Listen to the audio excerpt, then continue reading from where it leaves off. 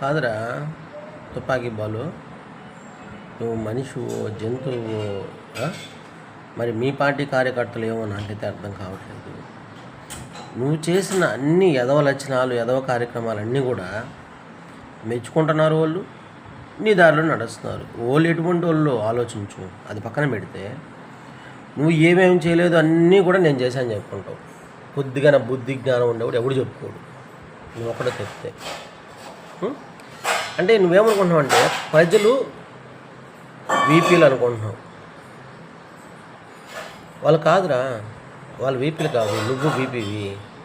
నీ మాటలు విన్నట్టే ఉంటారు వాళ్ళు, వాళ్ళకంతా తెలుసు కాబట్టి నీకు 11 ఇచ్చారు. ఈసారికి అది కూడా ఇరు, అర్థమైందా?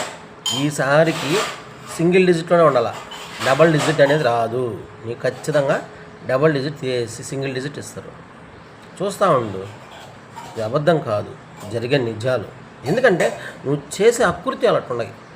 ఇప్పటికైనా కూడా నాయకుడు అనేవాడు మారాల. ఒరే, ఇన్ని లక్షల కోట్లు తినేసినాం కదా, ఏం చేసుకుంటాము? మొన్న టపాస్ కాల్చినప్పుడు వేసుకున్నావే షూలు, అట్టడ కొనుక్కుంటావు అట్టగా అన్ని లక్షల కోట్లు పెట్టా. అబ్బా నడక కానీ ఆ వంగటం కానీ సుబ్బో మొత్తం సింహం నడకే కదా, సింహము పులే. ఆ విధంగా నడిచి ఏం చేయగలుగుతావు? అటు షూ కొనుక్కొని ఏం చేసుకుంటావు చెప్తున్నాను.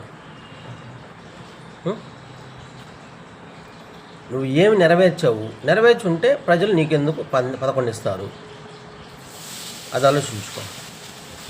అవునా కాదా?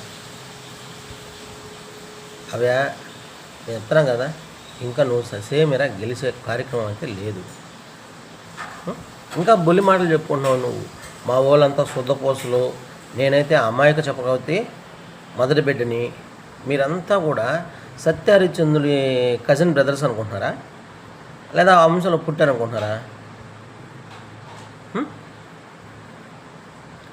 ఒరే ఒరే దేవుడు, ఒరే జయజమ్మ, ఇకనైనా మారరా. మారితే మనిషిలాగా ఏమైనా ఉంటుంది, లేదంటే అలేం. అర్థమవుతుందా? నీ పార్టీ నీకు అలేమే, ఖచ్చితంగా ఉండదు. ఈసారి సింగిల్ డిజిటే, గుర్తుపెట్టుకో. అర్థమైందా? పాటలు రాయించుకో, పాటలు యూట్యూబ్లో వాళ్ళకి డబ్బులు ఇచ్చి పెయిడ్ ఆర్టిస్టులకి చేయించుకో. అది. జై హింద్.